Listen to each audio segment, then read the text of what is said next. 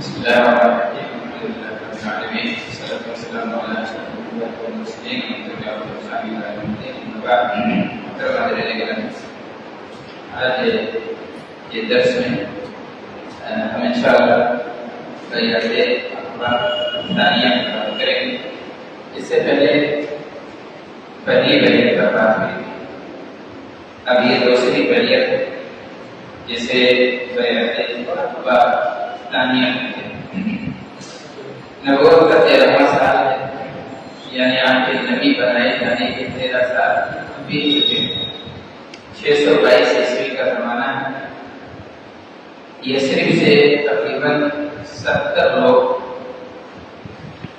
حج پہ آتے ہیں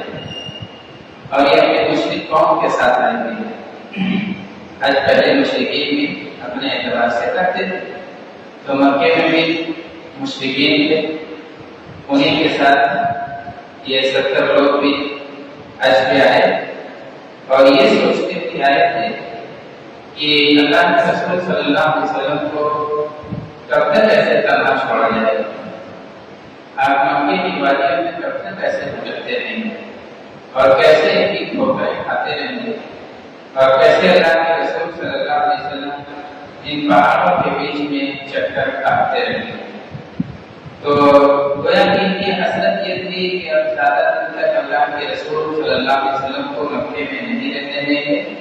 ہم اپنے یہاں بلائیں گے، اپنے مکانوں میں جگہ دیں گے، اپنے دلوں میں جگہ دیں گے۔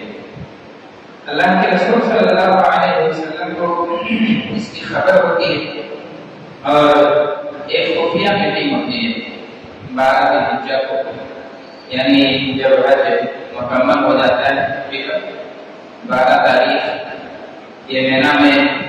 جمرہ اولا کے پاس لوگ ہوتے ہیں۔ آپ صلی اللہ علیہ وسلم نے جگہ بتائی اور ٹائم بتایا کہ جب رات کا تیسرا پہر رہے گا، یعنی رات کے تہائی حصے میں جمرہ اولا کے پاس، جمرہ اولا کے پاس وہیں ملاقات ہوگی، وہیں میٹنگ ہوگی اور وہیں ہم ان سے بات کریں گے۔ تو اب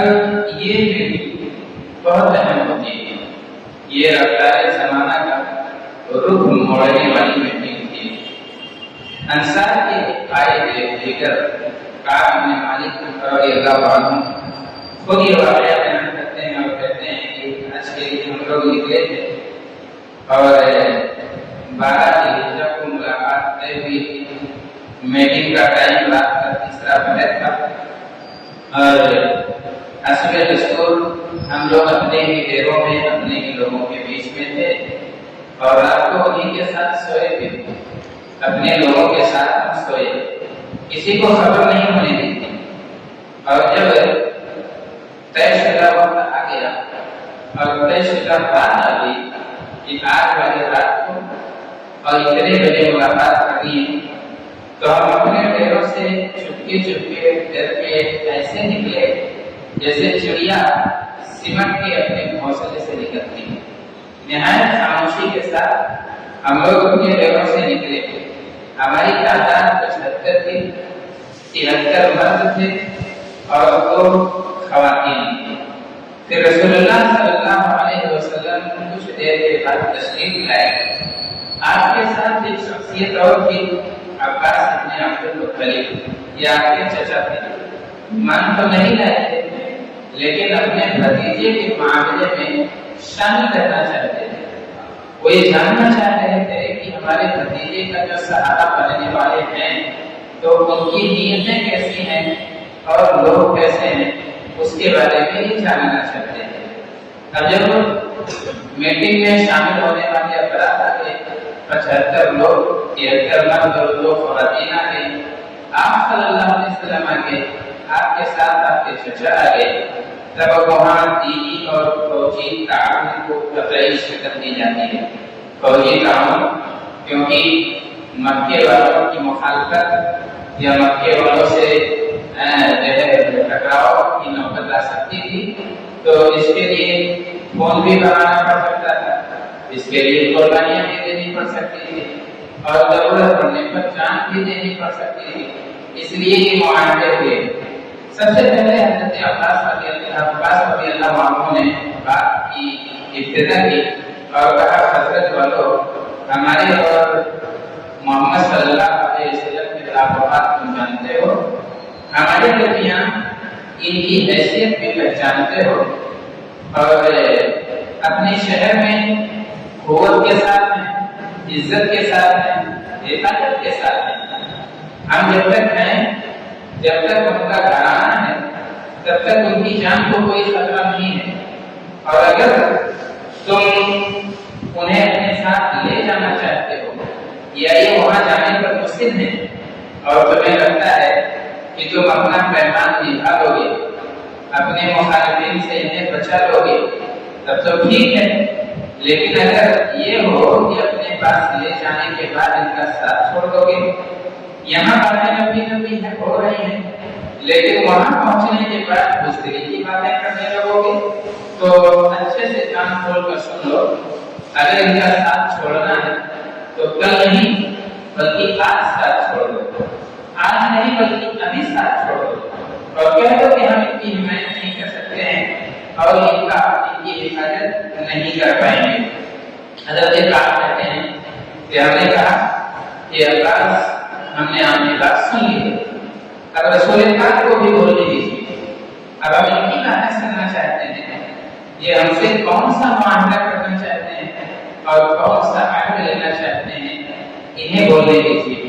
پھر آپ صلی اللہ علیہ وسلم نے گفتگو کی ابتدا کی، پہلے آپ نے حسب معمول قرآن پاک کی تلاوت کی، لوگوں کو اسلام کی ترغیب دی، پھر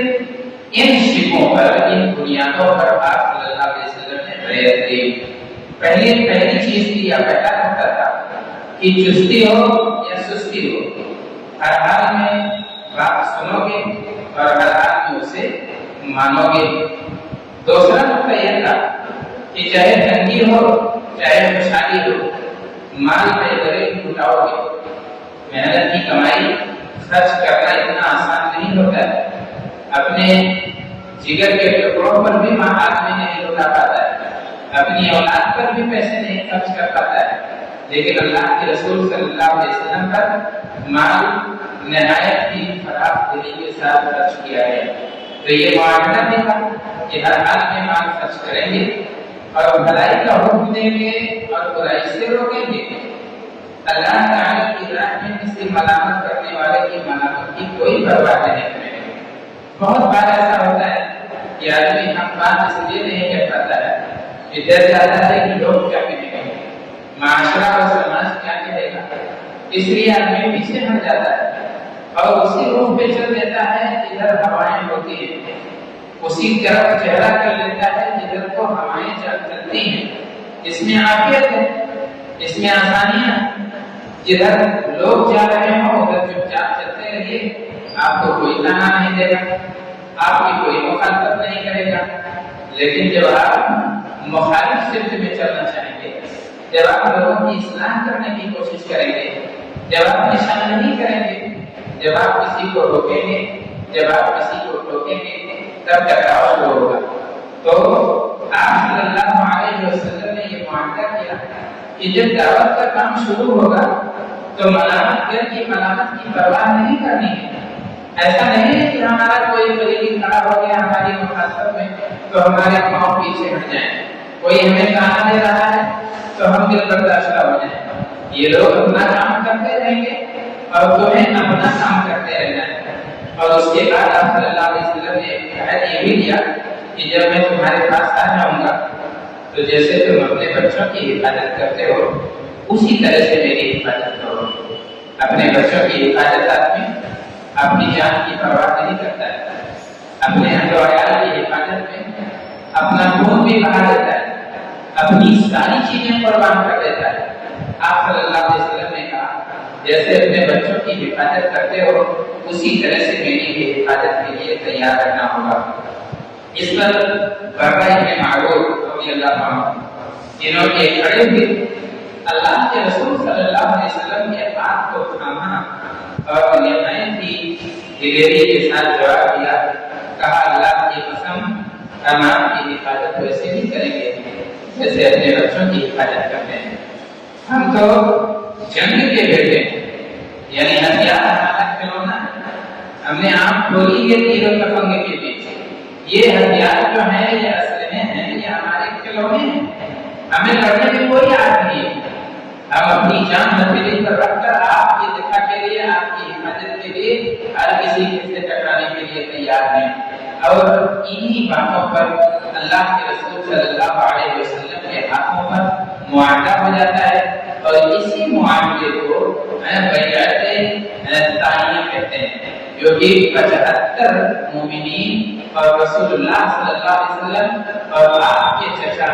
عباس ابن عبد المطلب کے درمیان طے پائی تھی اور رات کا آخری پہر تھا مینا کا مقام تھا جبل اولا کے قریب یہ عظیم معاہدہ طے پاتا ہے اور یہی سے تاریخ اسلام کا ایک نیا باب ہوتا ہے اللہ تبارک تعالیٰ ہمیں سیرت کے اہم مدعوں کو سمجھنے کی توفیق عطا فرمائے آمین السلام علیکم